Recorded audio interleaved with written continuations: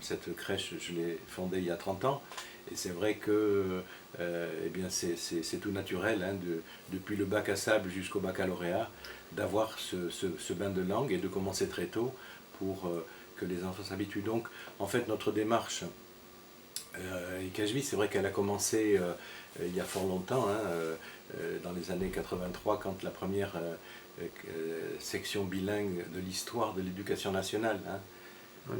la première ouvre à Sarre, à l'école publique de Sarre, et c'est une petite révolution parce que eh bien, jusqu'alors il n'y avait que le choix pour les parents entre l'Ikashtola ou l'enseignement public sans Euskara. Et l'association s'est fondée sur ces bases-là. Et c'est vrai que nous avons rencontré au fil des années toutes sortes d'attitudes, depuis la réserve de la hiérarchie de l'éducation nationale jusqu'à l'engouement des parents, des élus qui ont fait qu'ils ont accompagné ce développement. Et on se retrouve aujourd'hui avec des taux assez impressionnants, de l'ordre d'un enfant, à peu près 35-38% d'enfants scolarisés, d'élèves scolarisés, en tout cas dans le premier degré dans le service public, qui sont dans le système bilingue. Et puis nous avons évolué, et en 2006, suite aux lois de décentralisation de 2005, on a commencé à planter nos premières sections en immersion. Alors au départ c'était 3 quarts, 1 quart, à l'école d'Asquin et de Galassi. Et petit à petit, c'est devenu vraiment un atout pour présenter cette offre aux parents et aux équipes enseignantes qui ont répondu favorablement.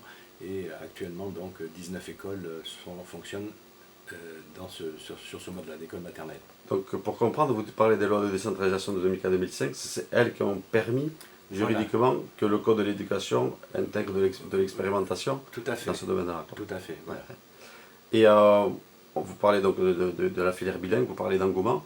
Dernière enquête socio-linguistique 2016, 40% des adultes qui se déclarent favorables à une filière bilingue, et s'ils avaient des enfants, s'ils en ont tout simplement, ils seraient favorables à les mettre dans les sections bilingues. Il y a encore une marge de progression du coup, parce que la réalité ne reflète pas encore tout à fait cette donnée-là.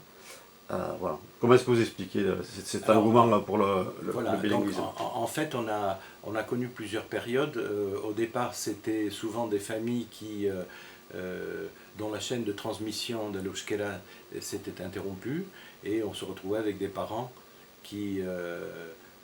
dont les parents parlaient basque et souhaitaient que leurs enfants, donc les petits-enfants, renouent avec cette langue qui avait été malmenée, maltraitée pendant des décennies, en tout cas sa transmission. Et c'est vrai que ça a été les premières vagues, on va dire, et les premières cohortes d'élèves ont été alimentées par ce désir de renouer là. Et puis très vite, et ça c'est grâce au travail aussi d'Ikajvi, on s'est aperçu que par les évaluations qui à l'époque étaient publiées, on y reviendra tout à l'heure parce que c'est assez incompréhensible, que les évaluations donnaient de meilleurs résultats chez les bilingues en mathématiques et en français que par rapport aux unilingues. Et donc les parents se sont mis à croire encore plus dans ce système qui en plus leur permettait aux enfants, hein, qui accrochent dans leur logiciel, dans leur disque dur, un apprentissage précoce d'une autre langue, hein, avec cette gymnastique, la différence entre le son et le sens d'un mot, de faire en sorte qu'ils apprennent plus facilement d'autres langues. Et ça se fait avant 7 ans, puisqu'après 7 ans, bon, on ne va pas rentrer dans les détails, mais l'ère de Broca, qui est l'ère d'apprentissage des langues, va se déconnecter s'il n'a pas été de l'unité centrale, si elle n'a pas été activée et sollicitée dès le plus jeune âge. Donc tout ça, les parents se le sont appropriés, et finalement ça a créé cet engouement. Je peux dire que s'il n'y avait pas eu les blocages à certains moments, des blocages d'ordre idéologique de la part d'inspecteurs d'académie, de recteurs, d'une certaine hiérarchie, eh bien, on aurait vraiment eu un développement encore plus important. Mais malgré cela, je me rappelle, enfin il faut le citer quand même, dans les années 90, un inspecteur basé à Pau se permet de faire passer dans toutes les écoles 5 raisons pour s'opposer au bilinguisme dans l'enseignement public, en disant que c'était un enseignement communautariste, que c'était l'affaire un enseignement qui coûtait cher et qu'il fallait le laisser au privé associatif, mais que ce n'était pas le rôle de l'État. Heureusement, nous avons eu des ministres éclairés et éclairants. Alors évidemment, on ne va pas oublier Savary, on ne va pas oublier Jacques Lang, qui a été un des moteurs de cette dynamique, plus proche de nous, Vincent Peillon. Est-ce que c'est un hasard si ce sont tous trois des ministres socialistes? Je ne crois pas. Je pense qu'il y avait une écoute attentive.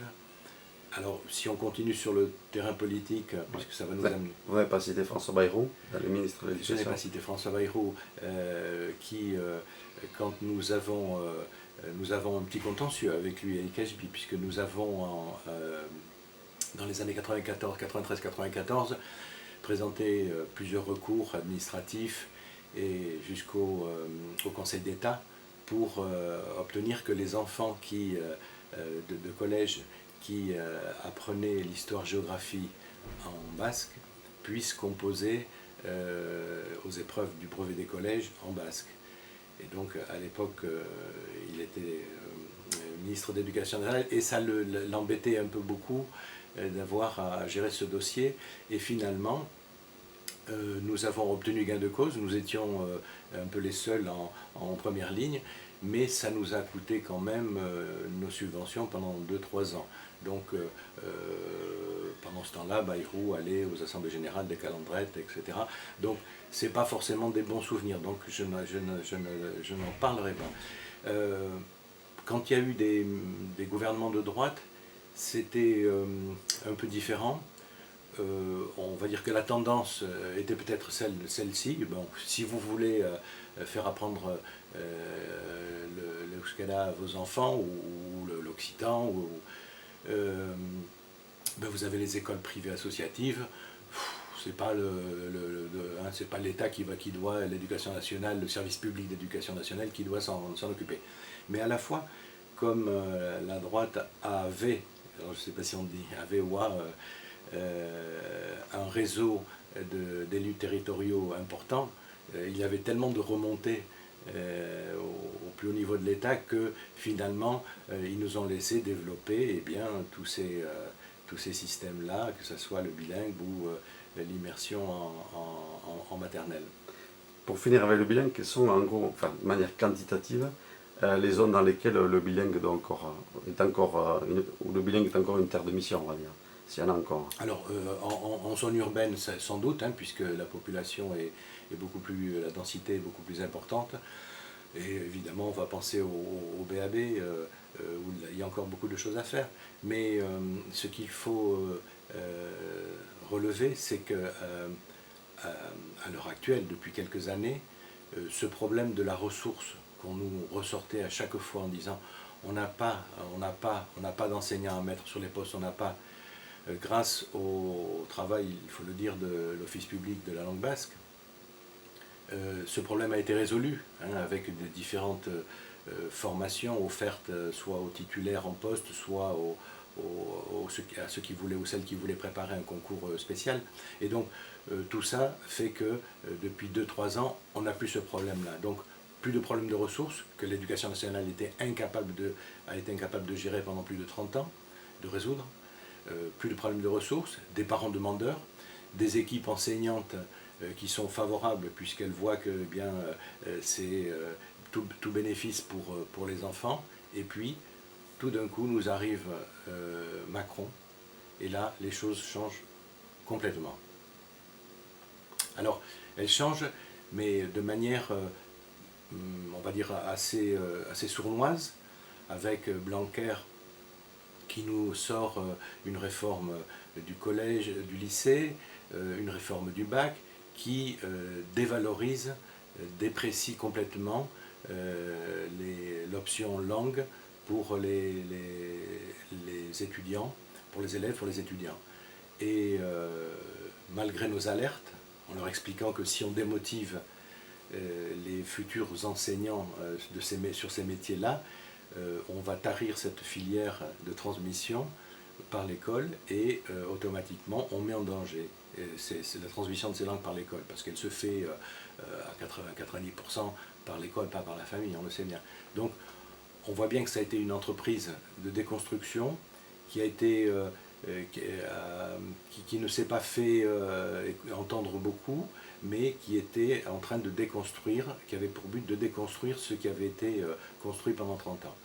Et on ne peut pas imaginer que Blanquer ne connaisse pas bien le sujet, puisqu'il a été pendant 2 ans recteur de l'Académie de Guyane, à Cayenne, où 17 langues différentes sont parlées, alors peut-être pas enseignées, mais dans les écoles de la République.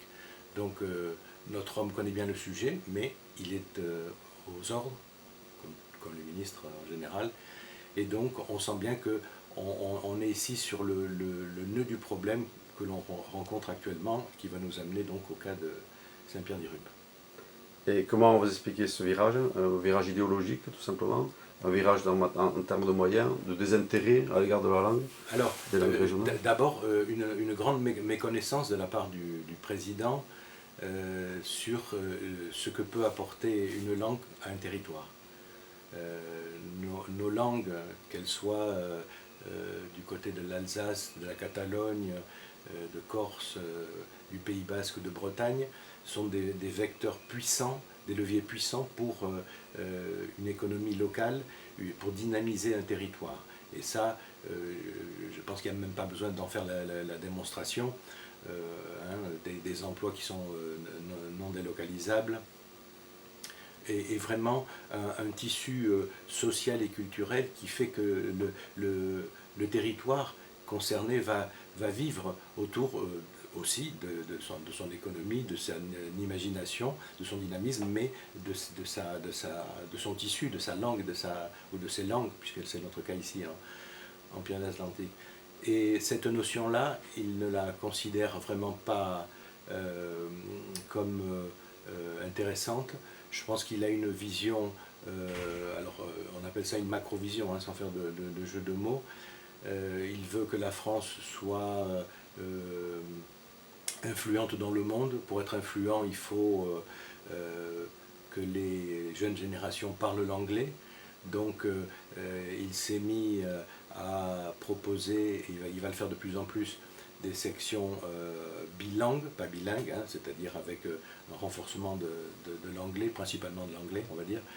Et tout ça se fait au détriment de nos langues que l'on peut apprendre beaucoup plus jeunes. Et quand on demande aux parents, est-ce que vous souhaitez que votre enfant soit bilingue précoce anglais ici, sur notre territoire, ils disent oui, mais enfin, d'abord on aimerait qu'ils connaissent la langue et la culture du Pays basque, sachant qu'il va apprendre beaucoup plus facilement l'anglais, et qu'on voit bien le niveau, on a de multiples exemples de jeunes qui sont passés par ces filières bilingues et qui sont plurilingues, et plus on connaît de langues, plus on a de possibilités de faire ses choix dans la vie et pas de les avoir imposés. Donc cette notion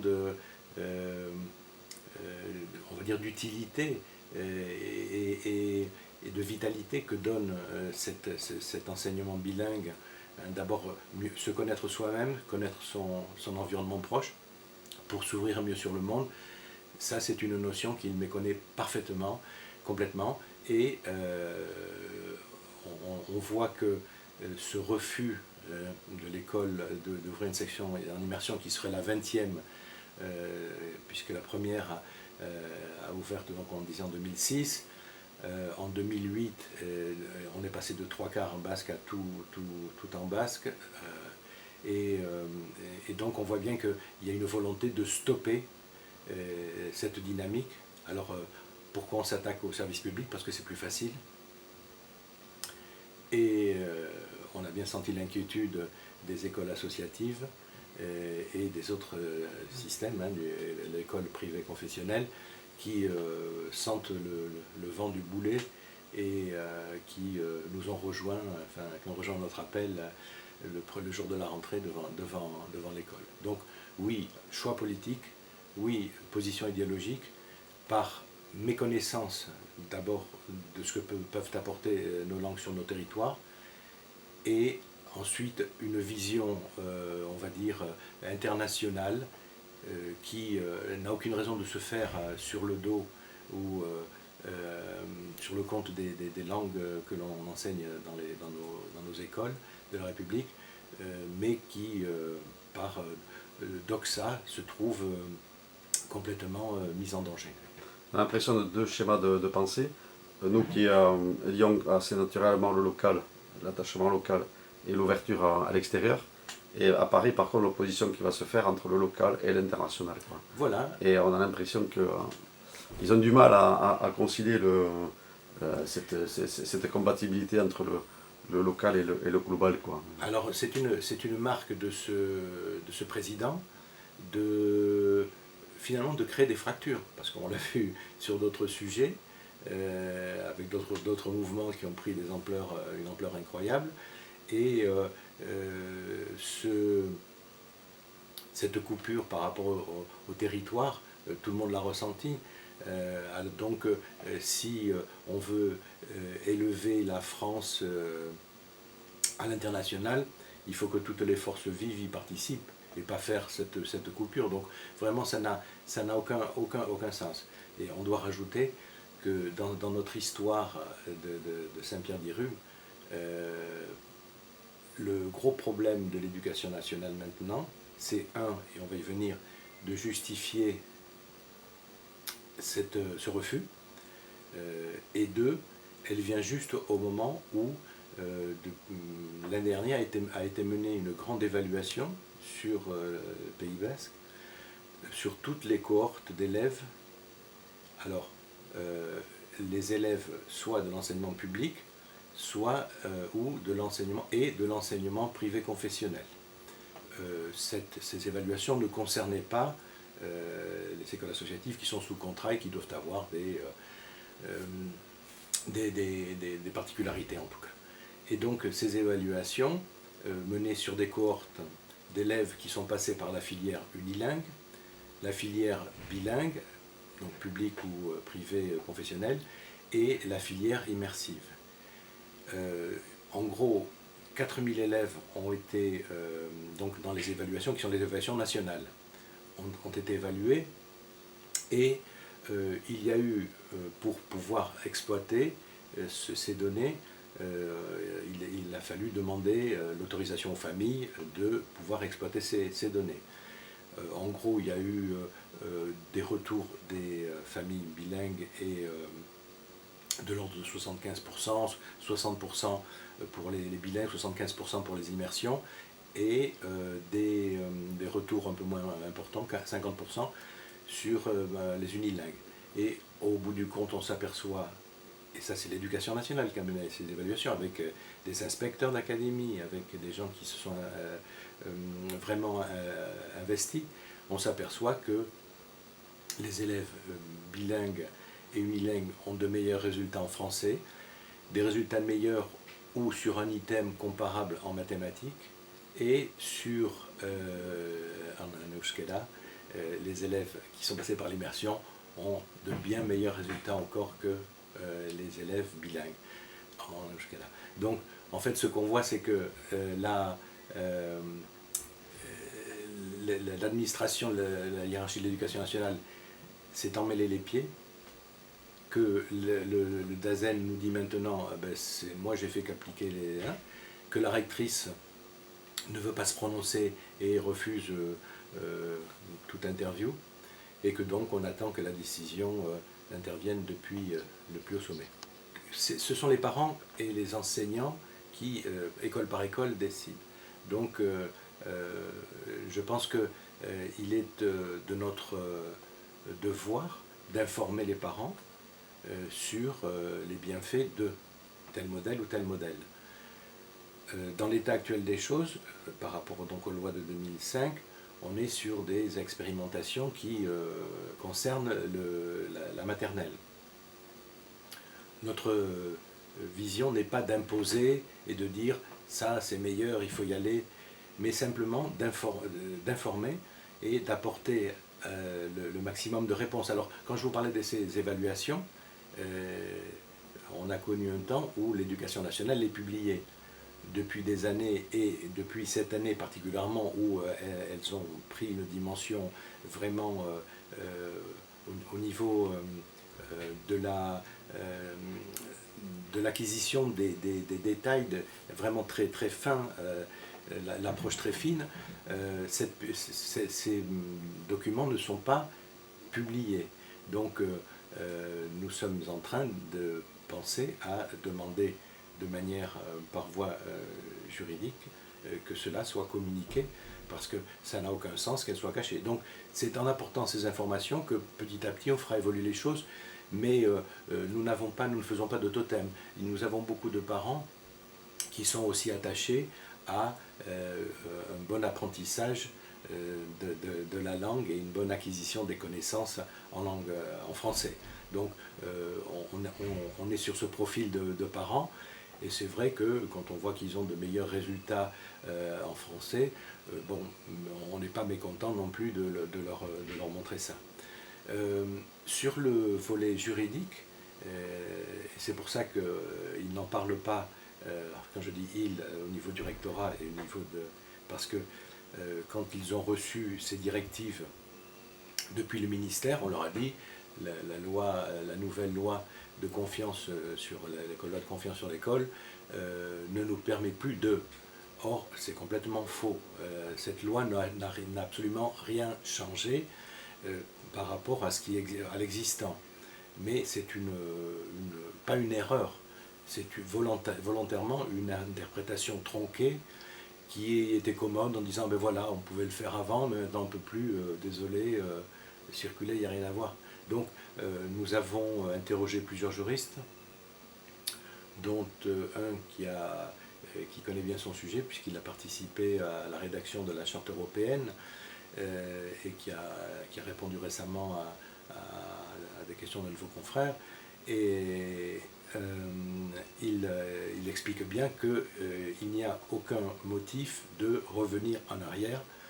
Et je pense que le ministère s'en est rendu compte. Alors il a commencé à penser à traiter ça de manière hautaine, en disant ben oui, mais vous n'allez pas nous apprendre à nous. Et puis au vu de la montée en puissance de la réaction des élus, et il faut les saluer, quand le 1er octobre on se retrouve devant l'école de Saint-Pierre-des-Rubes, on a toutes les couleurs politiques. Donc ce ministre a réussi un tour de force. D'abord, dresser contre lui tous les élus du Pays Basque, quelle que soit leur tendance, et la communauté d'agglo, et l'office public, et dans un deuxième temps, il a réussi à faire ce que personne n'avait fait avant lui, c'est-à-dire regrouper sous une même dynamique école Icachtola, école publique, école privée confessionnelle, syndicat d'enseignants et tout. Donc vraiment, là, chapeau, là, ils ont fait fort. Et à mon avis, ça ne va pas arranger les choses. Alors, si on fait une lecture, on va dire, plus fine de cette position qui est en fait une entreprise de démontage, de destruction, hein, pourquoi éradiquer la transmission de nos langues par l'école? On a expliqué donc la vision, la macrovision, mais il y a un élément important. Je pense qu'à un moment donné, dans l'esprit du président, on a été associé à des entreprises séparatistes. Et que donc, lui qui rêve de regrouper toute la belle famille, depuis le bas jusqu'en haut, la belle famille de France, avec les territoires ultramarins, la Corse, est en train de se rendre compte qu'il est de plus en plus difficile de faire ainsi de grands écarts et de ne pas perdre son équilibre. Donc, on a été et on est évalué comme entreprise pré-séparatiste ou pro-séparatiste, et qui viserait à avoir un jour l'indépendance du Pays Basque, de la Bretagne. Donc, en fait, c'est une méconnaissance tellement énorme de ces forces vives du territoire, qui n'ont peut-être pas envie qui se sentent citoyens français, il faut le dire, mais qui ont envie d'avoir dans leur bagage et pour leurs enfants ces langues et ces cultures régionales.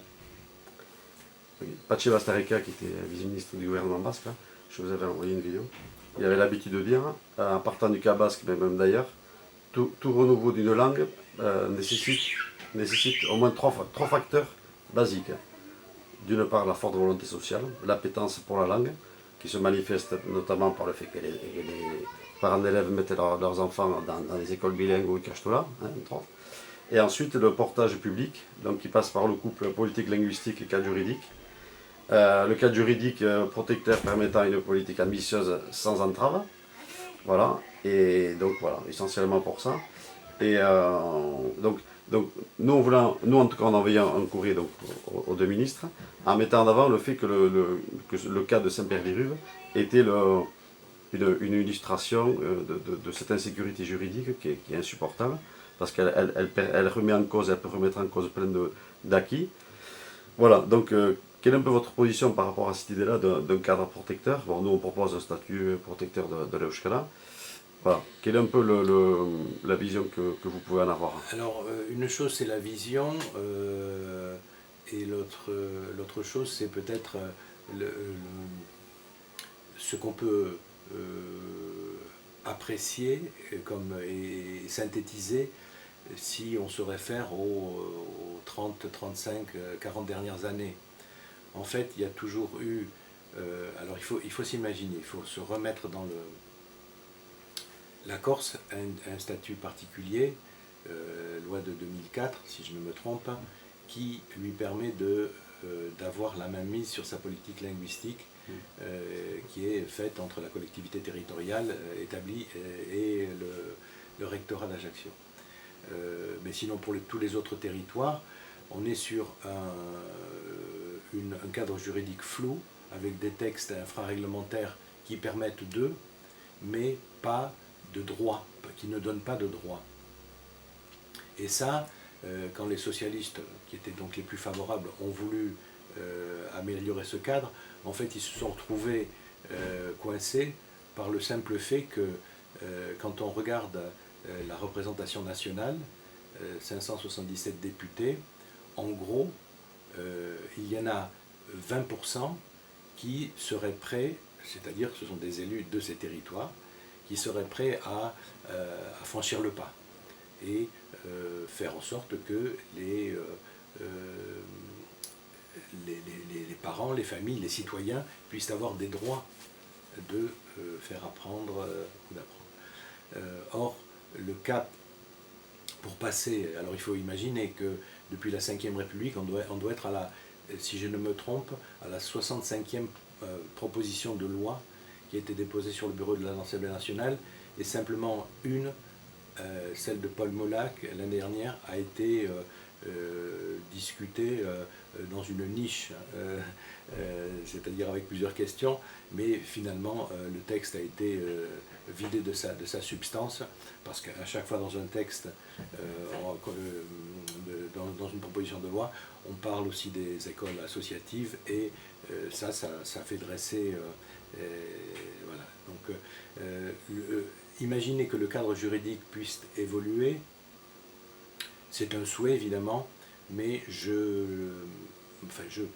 nous le voyons difficile, puisque on a connu vraiment toutes sortes de gouvernements, et donc c'est un peu comme le serpent de mer de la signature de la charte qui ressort de temps en temps et est à nouveau. Par contre, le cadre infraréglementaire et ce qui existe actuellement doit nous permettre d'évoluer. Alors, ceci fait que cela repose, tu parlais des trois piliers qu'évoquait Patxi Bastarrica, ceci repose sur l'établissement d'un rapport de force entre les élus territoriaux, les élus nationaux de ces territoires et l'unité centrale à Paris, que ce soit au ministère de l'Éducation nationale, on a même souvent vu nos sujets traités au niveau du ministère de l'Intérieur. Donc ce rapport de force, il est nécessaire, il est indispensable, et il n'y a que lui qui peut faire aboutir. Le revers de la médaille, c'est que sur les territoires où ce rapport de force n'est pas possible à établir, je pense notamment à l'espace occitan, avec 8 académies, 32 départements, où là vraiment on peut craindre le pire, dans la mesure où ce rapport de force ne peut pas se structurer comme chez nous en Pays Basque, ou en Bretagne, ou en Corse. Alors, petit cas, puisque je connais bien le sujet, puisque je suis le président de cette fédération pour les langues régionales de l'enseignement public, exception pour nos amis alsaciens, qui, eux, n'ont pas trop besoin de forcer, puisque quand on parle de l'alsacien, hein, les dialectes alémaniques, en fait, dès qu'on structure la grammaire et qu'on l'écrit, ben, ça devient de l'allemand standard, du Hochdeutsch. Et donc, les enjeux économiques sont tellement puissants que ça va de soi, on va dire. Mais c'est vrai qu'on a du souci à se faire pour certaines de nos langues. Tu montres la diversité des territoires, qui correspond à des diversités de demandes plus ou moins intenses, des réalités différentes. De l'autre côté, nous, effectivement, par rapport au cadre juridique que tu énonces, on partage totalement cette analyse qu'au niveau central, les choses sont véritablement bloquées. Est-ce qu'il n'y a pas une alternative? Parce que pour nous, sans cadre juridique, donc le renouveau linguistique serait impossible. Donc c'est quand même un enjeu majeur. Est-ce qu'il n'y a pas une possibilité, un cadre juridique à trouver dans les territoires, en fonction des spécificités des territoires, en proposant des statuts, en tout cas ici, en partant de notre réalité d'ici, un statut qui nous soit approprié, partant du principe que Paris va être peut-être plus conciliant sur le fait qu'on puisse s'organiser au moins dans des territoires qui le souhaitent au niveau légal. Alors, le cadre institutionnel, on s'en est rapproché avec cette communauté d'agglos qui est née en janvier 2017, et le volet politique linguistique dont qu'elle s'est approprié.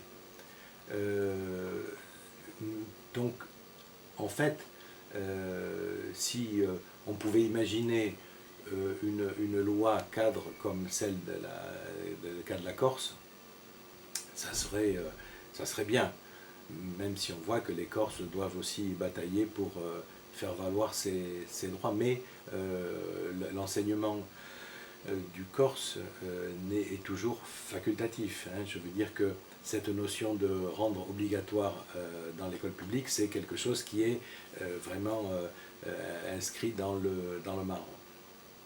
Donc j'insiste sur le fait qu'on peut rêver et on peut travailler et œuvrer à l'évolution du cadre juridique, mais pour ce qui nous concerne ici, on a franchi un grand pas avec la communauté d'agglos, unique, et je pense que nos élus doivent continuer à pilonner, à faire remonter. Moi j'ai demandé à Jean-René Etchegaray qu'il interpelle notre nouveau Premier ministre, qui semble plus ouvert, en tout cas il le dit, au territoire et aux langues, pour qu'il puisse à un moment donné dire bon stop, on arrête avec ça et on arrête de détricoter et on fait confiance aux responsables de l'éducation nationale, à tout ce dispositif qui fonctionne et ces projets pédagogiques qui fonctionnent pour la plus grande satisfaction des équipes enseignantes, des parents et des élus du Pays Basque. Nous, effectivement, il y a des politiques linguistiques là, qui pourraient être menées, effectivement, beaucoup plus fortement avec l'arrivée de la communauté Pays Basque. C'est très clair, d'autant qu'il y a eu un consensus quand même local sur ces questions-là, donc ça peut plus favoriser les choses. Pour revenir au cadre juridique, nous, ce que l'on met en avant, c'est deux choses. Donc la sécurité juridique d'un côté, Et l'autre chose, donc, c'est garantir la liberté d'usage de l'Euskara dans l'espace public. Puisqu'on est on a parlé, on a essayé de mettre les termes les plus appropriés, puisqu'on est dans un entre-deux, non, pas de droit, mais pas d'interdiction non plus. Donc on est libre d'utiliser les langues, donc bon, on est sur des principes un peu généraux. Donc nous, ce qu'on met en avant, c'est déjà de faire le point sur toute cette législation qui est un peu floue. Et ensuite, sur les zones de blocage ou de flou, nous on propose d'activer des dispositifs d'expérimentation qui sont prévus dans la Constitution, et d'ailleurs qui ont été rendus précis lors de la dernière loi de décentralisation, et qui permettent des expérimentations territoriales en termes de normes, c'est-à-dire des lois adaptées à la réalité locale, ou en termes de transfert de compétences. Par exemple, on peut imaginer que la communauté de Pays Basque va prendre en charge une partie du financement de professeurs, par exemple. Voilà. Et nous, c'est surtout cela qu'on demande en fait, c'est l'activation de ces dispositifs d'expérimentation qui sont possibles à l'échelle de territoire et qui sont prévus par la Constitution et qui n'obligent pas donc à une loi générale sur l'ensemble de la France. Et la deuxième chose, donc, sur la garantie de la liberté d'usage, là, essayer d'amener l'État dans son domaine de service public, avec toutes les institutions qui gèrent localement, que ce soit directement à travers la sous-préfecture, le tribunal de justice, en passant par les entreprises dont il est actionnaire principal, style La Poste, ouais, que dans ces espaces-là, ils fassent ce que la communauté de Pays Basque a engagé ou que les mairies ont engagé, et qui sont légalement possibles, et qui permettraient aux gens dans ces espaces-là de pouvoir utiliser la langue, quoi. Oui. Tout en renforçant aussi les médias. Enfin, voilà.